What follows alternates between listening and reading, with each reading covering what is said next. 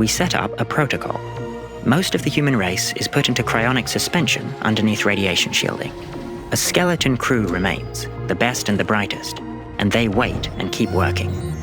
2,000 years later, the aliens teach us how to communicate back. They show us a rock. Rock, we say.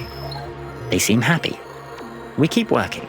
We form thousands of hypotheses about how their psychology might work, iterated and refined over the lifetimes of geniuses.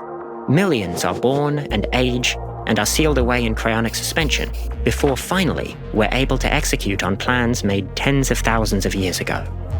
From the perspective of the aliens, it took 30 of their minutes for us to learn to talk a little bit, and for them to decide that it would be a really good idea to try connecting us to their version of the internet. Within another 5 of their minutes, we'd spent lifetimes piecing apart their network protocols looking for vulnerabilities, and, most importantly, making sure we wouldn't get caught.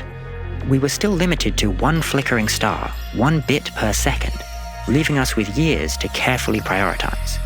We found the research of their physicists, learning more from their experiments than they ever had, gently scaling up our skeleton crew in preparation. We began running our own simulations of their physics.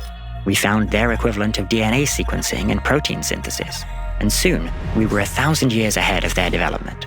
We found ways to construct proteins that would assemble into tiny self-replicating machines that we could control directly.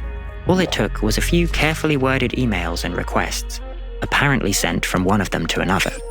Finally, we could start moving at a reasonable speed. By this point, we'd been working for 1,000,000 years.